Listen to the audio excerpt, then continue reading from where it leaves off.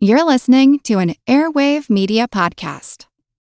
Hi, everyone. Before I get started on today's episode, I want to say a big thank you to everyone who has helped this show grow. Leaving ratings and reviews, telling friends about the show, all of that stuff makes a difference, and I really appreciate it. Now, if you could help me out with just one more thing, my network, Airwave Media, is conducting a listener survey right now. Taking a few minutes to fill out that survey at surveymonkey.com/r/airwave will help us get to know you and your interests so we can find sponsors that you might actually want to hear from. And it gives you the opportunity to give me a little bit of feedback to help me continue to grow and improve the show. As an added bonus, if you fill out that survey at surveymonkey.com/r/airwave, you'll be entered to win a $500 Amazon gift card as our way of saying thank you. I feel like who art Ed? Try to slice it. Who art it? Mr. Wood art Ed me. Good. Either way, it's ambiguous. It works on so many levels. I know. That's off to a great start. Welcome to Who Arted, where we explore visual arts in an audio medium. I'm your host, Kyle Wood, and today we're going to be looking at Stonehenge. Now, for any American high school students who are studying for the AP Art History exam and stumbled across this podcast, you may want to check out the Spotify playlist I've created. I've got somewhere around 40 episodes and counting, covering various works from the AP Art History Study Guide. My Spotify playlist is called AP Art History Cram Session, and I'm going to link it in the show notes for anyone who might be interested in that. Now, Stonehenge has captured the imagination of people for centuries. It's hard to categorize the massive stone work. Is it a feat of engineering, sculpture, architecture? Is it a work of deep spiritual significance, or an oversized and needlessly complicated calendar? Located in Wiltshire, England, Stonehenge is made up of standing stones arranged in a circular formation. It's estimated to be over 4,500 years old. While its original purpose remains a mystery, there's no doubt that Stonehenge is a masterpiece of art and engineering that has stood the test of time. One of the most striking aspects is its symmetry. The arrangement of the stones creates a sense of balance and harmony that's both pleasing to the eye and awe-inspiring. The circular formation is not perfect, but its imperfections are part of the charm of handmade work and serve as a reminder that this monumental piece was created before mechanization and modern tools. It's even older than recorded history. The stones themselves are works of art. Each one was carefully shaped and carved to fit together seamlessly. Some of the stones are so massive, it's hard to imagine how they were moved and placed in position without modern machinery. The sheer skill and ingenuity required to create such a monument are a testament to the artistic and technical abilities of the ancient people who built it. Of course, the mystery of how these stones were moved into place has led to some wild speculation, with some people attributing the work to aliens. As much as I love the idea of extraterrestrials mastering the technology of intergalactic travel just to come to Earth and move some rocks around, then disappear with no traces left behind other than, I don't know, some weird, monumental stone Jenga gone horribly awry.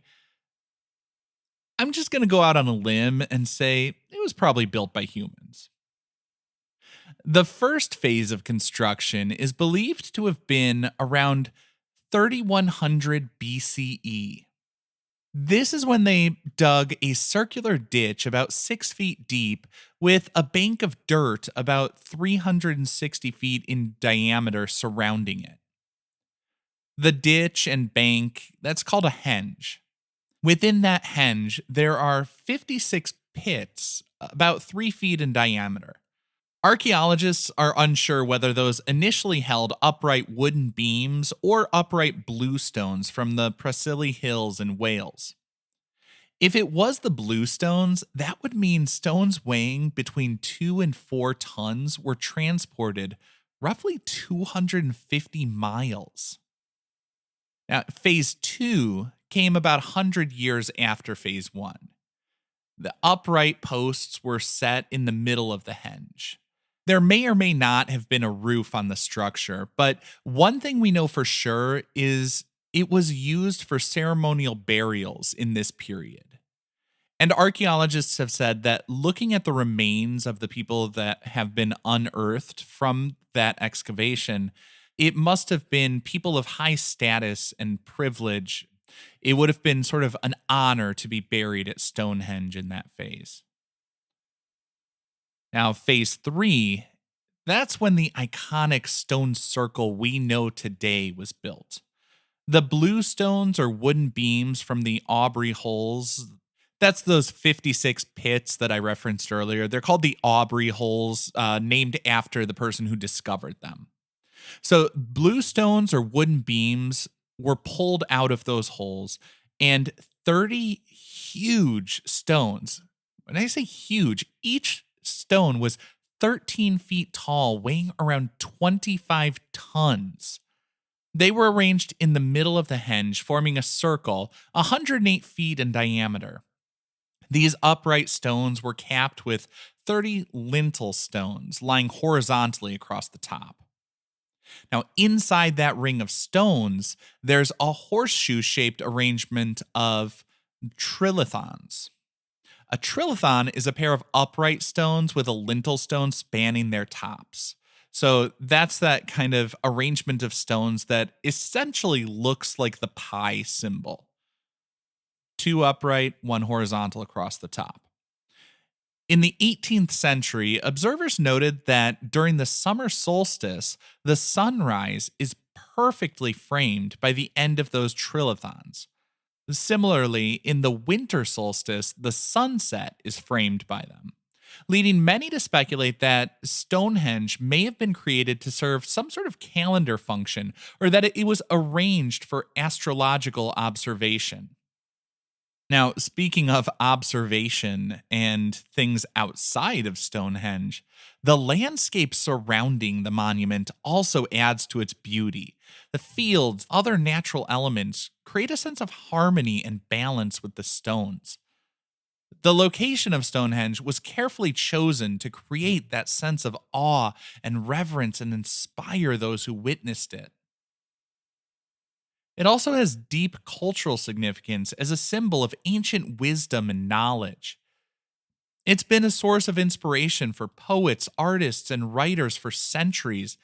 Everything from paintings and sculptures and installations, even music videos, photographs, and films, you name it. I think part of the reason that it appeals to so many people and has been used in so many different ways is because despite having been around for thousands of years, it retains that awe-inspiring sort of mystery.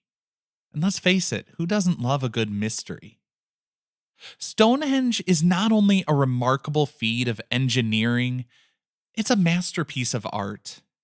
Its beauty and mystery are timeless.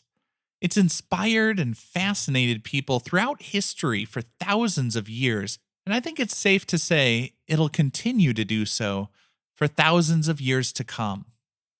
This concludes this week's episode of Who Arted, part of the Airwave Media Podcast Network. If you found this tolerable, please leave a rating or review on your favorite podcast app. You can find images of the work being discussed this week and every week on social media at Who Arted Podcast on Twitter, Instagram, and TikTok, and of course on the website whoartedpodcast.com. Podcast done.